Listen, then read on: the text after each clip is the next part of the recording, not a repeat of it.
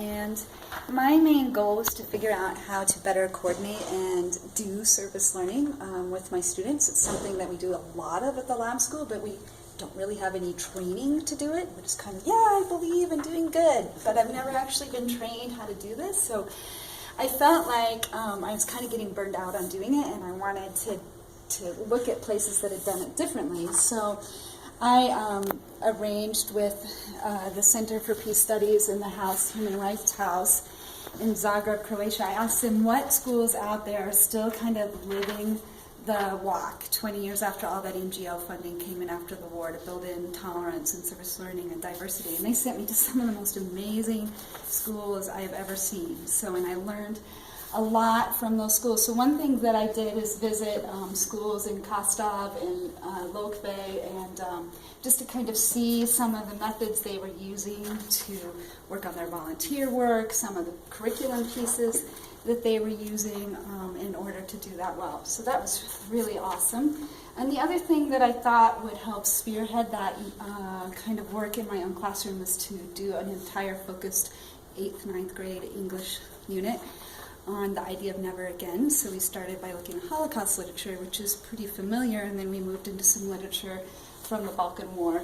And I wanted to really collect primary source document materials while I was there, and I had been going to Croatia since 1992, but I'd never traveled to Bosnia, I'd never been to Serbia, so I'd never had those perspectives, so it was awesome to be able to go and see more of that region that I've been to so many times, but not to these other places. So I traveled around the Balkans. We were in Serbia, we were in Sarajevo, we were in Mostar, we were in less touristy places that some of the literature I used came from, and that was really interesting, and it's been awesome teaching this unit with my students. I'm just finding that when you give them rich, complex history, their whole level of critical thinking is just skyrocketing. So I appreciate how their thoughts are deepening and how they are deepening as human beings. But the most awesome outcome of my trip, and totally unexpected, is this lovely person here in Kostov, who's at the first Glasser school in all of Europe, has invited our lab school students to co-host an international youth summit in Croatia next spring. We did our first Skype call yesterday, and our kids are all so excited. So we are working very hard right now to get 20 kids from the high school and lab school, as well as 5 pre-service teachers will be coming with me and a College of Ed faculty to go there next spring.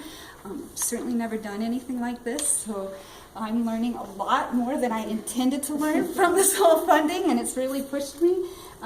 You can see as soon as I told them about it, they were like, let's go to work. We're working right now. So they were showing up. I was there from May and June, and they were working with me in July, getting ready. So that's awesome. Let's see what else I can say about... Oh, one of the things that I learned from these other schools that surprised me was they were all using Project Citizen as their model for doing their civic action, which I didn't expect to find in Croatia. I expected to find it here, because I've learned about Project Citizen here, but I didn't expect to find it in the Balkans. But they were really following that model purely, and some of the stuff those kids had done was totally amazing. Like, they raised $60,000 to demine a playground. And that was one of 20 projects at one school I was at, just one of 20.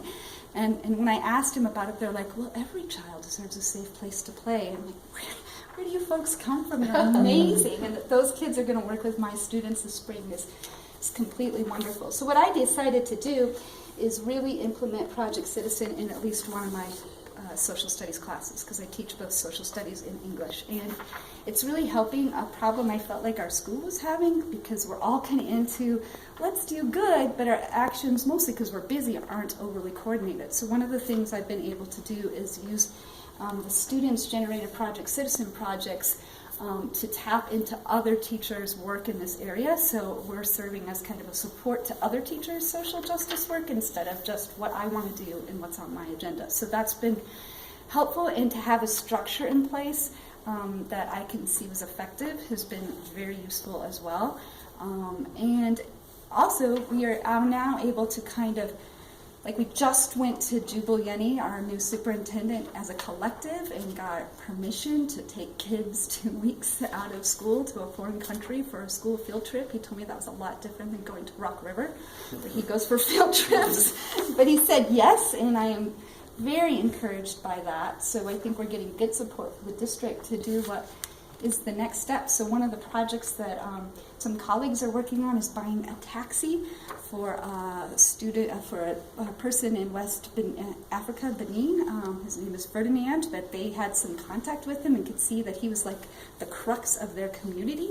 And so being able to build that kind of global empathy for our kids, one of my favorite outcomes is one of my students, after reading all of this literature about students and war, said, boy, can we just say hashtag first world problems? So it was just great, because we're in a Ashoka Changemaker school recently, and we haven't really known what that's meant, but it's all about building empathy. And so building empathy for people across the world in very different scenarios has been a fun challenge for us, and we're starting to see that really develop through these projects. So that is awesome and very exciting. What else do I want to say? I think I've done it all. So. Did you have any questions? Do you speak the language there? Well, some will. Only a little bit. And my students are trying to get ready to go too, and I just tell them we can work and work and work, but they'll always speak English better than we'll speak Croatian, because they are just, it's not even that they have better training in it, and I've watched it for a while, and I think it just has to do with being in Europe and your proximity to so many languages so often. So I can't catch up no matter how hard I try. So I don't even know what the lab school is. It is an alternative high school? Or? No, the University of Wyoming Lab School is basically the teaching hospital for the College of Education at University of Wyoming. If you were trained at UW, you've probably been in the building, because we have 400 to 500 pre-service teachers through our building in a year. So mostly, we have about 224 K through 9 students. We're going to lose them when the new high school is built, so we'll be K through 8. And then we have 2 or 3 times as many pre-service teachers in for observations or internships. So one of the things that when I met with the Center for Peace Studies, when they were kind of doing a needs and assessment of their country and where they were at with doing civic education, is they said that they're really stuck at their College of Education, their universities, their faculties of education, professors are back in this kind of communist traditional regime, and they can't really break out of it. So the pre-service teachers there aren't getting any training, even in some basic things we get trained in America, like how to do civic action within our classroom.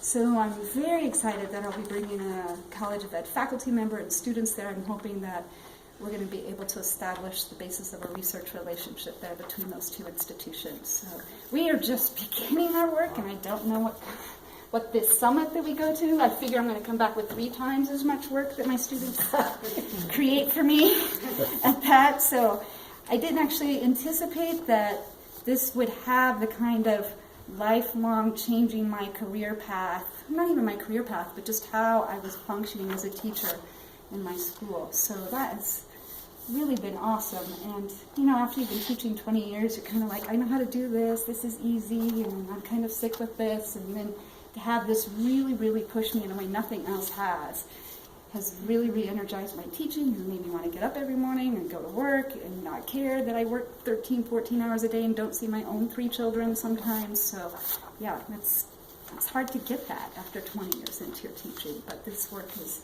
done that. So, thank you.